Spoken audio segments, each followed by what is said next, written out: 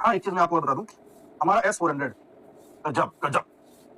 हम और आप जो सोचते हैं कि साहब हमें इस पे जीएसटी ज़्यादा देना पड़ रहा है, इस पे टैक्स ज़्यादा देना पड़ रहा है। आज आपको समझ में आया कि हमारे टैक्स का पैसा कहाँ जाता है?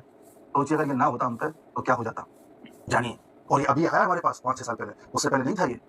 उसी प्रकार से रफ़ाइल, रफ़ाइल सबसे आधुनिक जेट हमारे पास है 4.5 जनरेशन का। वैसे तो दुनिया में 5th जनरेशन के चल रहे हैं, लेकिन हमारे पास 4.5 जनरेशन का है। पाकिस्तान के पास 4th जनरेशन का है, जिसको JF-17 बोलते हैं। तो हमने जब रफ़ाइल की डील करी थी फ्रांस के साथ, तो हमारे देश में एक नेता थे जो बार-बार कहते थे, चौकीदार चोर है, रफ़ाइल में घोटाला हुआ है। जबकि रफ़ाइल पर फ्रांस ने बोल दिया था कि ऐसा कुछ नहीं हुआ और भारत की सुप्रीम कोर्ट ने बोल दिया था कि ऐसा कुछ नहीं हुआ और सुप्रीम कोर्ट ने उस नेता को बोला भी था कि माफ़ी माँगो और उस नेता ने लिखित रूप में सुप्रीम कोर्ट से माफ़ी भी माँगी थी कि हाँ, मैंने ये झूठ बोला था, मैं इसलिए माफ़ी चाहता हूँ।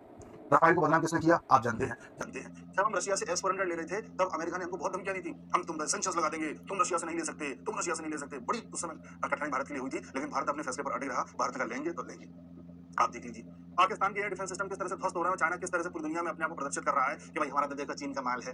ये सबके सामने है। तो हमारी सरकार ने जो उस वक्त फैसला लिया था, जब सब विरोध कर रहे थे, तो आज जानिए उसका कितना इंपैक्ट हमको देखने को मिल रहा है। उसी प्रकार से मैंने कल भी आपको बताया था, जिन ड्रोन्स का इस्तेमाल हमने करके पाकिस्तान में अटैक किए हैं, वो इजराइल मेड ड्रोन्स हैं और इजराइल ने अपनी ही कंपनी के साथ मिलकर के या अडानी ग्रुप के साथ भी ड्रोन्स बनाए हैं, जिन्हें अग्निका कहते हैं। उसके माध्यम से भी भारत ने कई जगह अटैक किए हैं, यानी कि अडानी एयर डिफेंस सिस्टम वहां पर अडानी डिफेंस कंपनी जो है वो वहां पर काम कर रही थी, उसके तहत वो ड्रोन्स बनाए गए थे।